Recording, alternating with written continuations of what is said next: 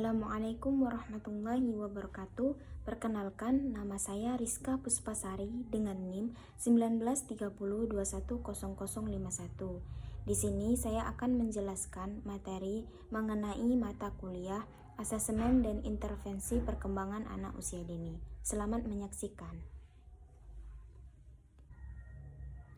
Baiklah, di sini saya akan menjelaskan mengenai asesmen formal dan asesmen informal. Sebelum kita masuk ke materi, saya akan mengupas sedikit mengenai asesmen. Asesmen menurut beberapa ahli, yang pertama ada menurut Naisi 1991, pengertian asesmen merupakan proses mengamati, merekam dan mengumpulkan berbagai dokumentasi dari hasil karya yang telah dikerjakan oleh anak dan bagaimana cara mereka mengerjakannya. Ada juga menurut Godwin, asesmen atau pengukuran sebagai suatu proses untuk menentukan atau melalui observasi dan tes. Menurutnya, asesmen merupakan proses mendokumentasi keterampilan dan perkembangan anak. Sedangkan menurut Peraturan Pemerintah Nomor 19 Tahun 2005 tentang Standar Nasional Pendidikan Bab 1 Pasal 1 Ayat 17, pengertian asesmen atau penilaian adalah proses pengumpulan dan pengolahan informasi untuk mengukur pencapaian hasil belajar peserta didik. Jadi dapat kita simpulkan bahwa asesmen itu adalah umpan balik sebagai upaya peningkatan pengajaran dan pembelajaran dan juga merupakan penilaian proses dan hasil belajar siswa. Asesmen yang tepat berguna untuk membantu anak-anak berkembang secara optimal, baik fisik, emosional, intelektual maupun spiritual. Asesmen yang tepat juga dapat digunakan untuk mendeteksi keterlambatan-keterlambatan perkembangan atau kebutuhan-kebutuhan khusus yang mungkin dimiliki anak-anak. Selain itu, informasi yang akurat dari sebuah asesmen bermanfaat untuk peningkatan pembelajaran sehingga proses belajar anak-anak membaik dan sebagai informasi bagi para orang tua tentang kemajuan dan hal-hal yang terkait dengan belajar anak. Asesmen dapat dikelompokkan menjadi dua bagian, yaitu asesmen formal dan asesmen informal. Yang pertama, saya akan membahas asesmen. Di sini terlebih dahulu saya akan menjelaskan mengenai asesmen formal. Asesmen formal merupakan suatu teknik pengumpulan informasi yang dirancang untuk mengidentifikasi dan merekam pengetahuan serta keterampilan peserta didik. Asesmen formal juga merupakan standar atau asesmen yang menggunakan instrumen baku, misalkan WIS atau tes kecerdasan atau PMC, Basal Reading Test Minnesota. Metode asesmen formal direncanakan lebih bagus dalam pengadministrasiannya. Metode ini kurang spontanitas dan biasanya dilaksanakan pada akhir proses pembelajaran. Artinya, asesmen formal ini dilakukan pada akhir pembelajaran. Ini berbentuk tes. Nah, karakteristik formatif formal, pada asesmen formal anak diberikan perencanaan yang sistematis dan tes yang diberikan guru kepada peserta didik, serta dianjurkan memberikan materi yang sudah dipelajari sebelumnya dan langsung memberikan umpan balik kepada anak agar anak tersebut dapat mengetahui seberapa besar perkembangan kinerjanya. Umpan balik yang diberikan di sini adalah bisa berbentuk tes. Strategi asesmen formal, yakni terdapat 3 strategi dalam asesmen formal. Yang pertama tadi sudah saya sebutkan, bisa berbentuk tes, grades atau merankingkan tes yang sudah kita laksanakan pada anak, ini kita rankingkan. Yang selanjutnya ada standar tes atau tes standar. Selanjutnya Adapun kelebihan asesmen formal. Dalam asesmen formal, kelebihan yang pertama, lebih fair bagi peserta didik. Yang kedua, ada memiliki scoring yang jelas. Yang ketiga, dapat memotivasi peserta didik. Setelah asesmen formal dilakukan, yakni kita akan menskorkan hasil akhir yang didapat oleh peserta didik. Nah, di sini akan memotivasi peserta didik, anak khususnya, apabila anak memiliki skor yang bagus. Nah, di sini juga dapat memotivasi sebagian anak. Anak A akan merasa aku harus lebih tinggi daripada anak si B. Begitupun selanjutnya. Dalam asesmen formal juga memiliki kekurangan. Yang pertama, dapat menyebabkan stres jika mengalami kegagalan. Yang kedua, membutuhkan persiapan yang lebih panjang. Dan yang ketiga, memerlukan waktu untuk menganalisis hasilnya. Selanjutnya kita masuk ke asesmen informal.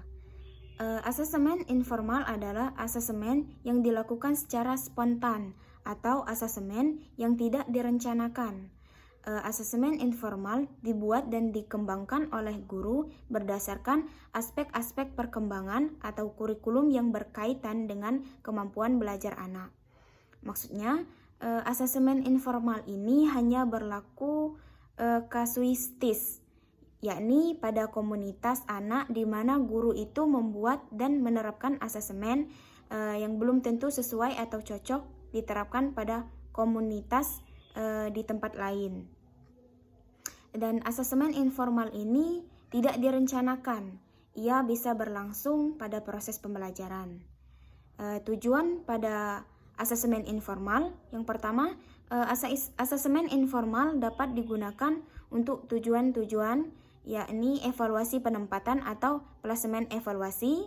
Yang kedua, evaluasi diagnostik dan perencanaan pengajaran. Yang ketiga, evaluasi informatif dan sumatif. Dalam asesmen informal ada strategi-strateginya yang meliputi yang pertama observasi. Observasi adalah metode informal yang paling sering digunakan dalam mengakses kemajuan perkembangan anak. Ada berbagai macam jenis observasi, antara lain observasi naturalistik, contohnya catatan anekdot dan running record, dan observasi tekstur, contohnya event sampling dan time sampling, serta pengukuran yang dirancang guru. Yang kedua, ada strategi checklist atau perkembangan, yakni merupakan salah satu bentuk catatan perkembangan yang berisi hasil observasi dan tindakan. Plowset memungkinkan pendidik untuk mencatat hasil observasi atau pengukuran yang dilakukan secara berulang yang tidak perlu ditulis secara naratif termasuk data anak. Yang selanjutnya ada strategi skala ranting, yakni data mentah yang diperoleh yang berupa angka kemudian ditafsirkan dalam pengertian kuantitatif.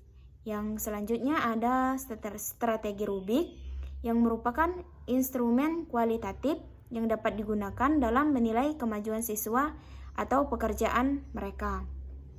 Dan yang terakhir ada strategi performansi dan asesmen portofolio, yakni merupakan kumpulan hasil kerja yang menyediakan bukti-bukti kompetensi siswa. Portofolio juga menunjukkan inisiatif, kemampuan dan keterampilan siswa. Performansi serta catatan outcome yang dihasilkan dari fungsi suatu pekerjaan tertentu atau kegiatan selama suatu periode waktu tertentu. Dalam asesmen informal ada juga kelebihan dan kekurangannya. Kelebihan asesmen informal meliputi fokus informal asesmen untuk mendorong para pelajar menghasilkan pengetahuan. Yang kedua, menurut Piaget, melalui asesmen informal, anak-anak membangun pengetahuannya. Selanjutnya, tujuan evaluasi informal adalah untuk mengukur perkembangan dalam jangka panjang. secara perlahan dalam suatu periode ketimbang pembelajaran jangka pendek yang diukur tanpa memperhatikan antar hubungan dan perkembangan. Selanjutnya, asesmen informal juga dapat diperoleh secara langsung dari guru melalui objektif atau tujuan pengajaran, kurikulum, dan buku-buku teks. Asesmen informal juga berkaitan langsung dengan situasi pembelajaran di dalam kelas. Segera bisa dilaksanakan ketimbang tes standar butuh waktu yang panjang dan juga bisa lebih dari 2 tahun baru dapat digunakan setelah dikembangkan. Asesmen informal juga dapat dihubungkan dengan kebutuhan diagnostik. Asesmen informal lebih fleksibel, sedangkan tes standar lebih baku. Semua objektif yang telah direncanakan tidak bisa diubah sesuai keperluan pembelajaran di dalam kelas.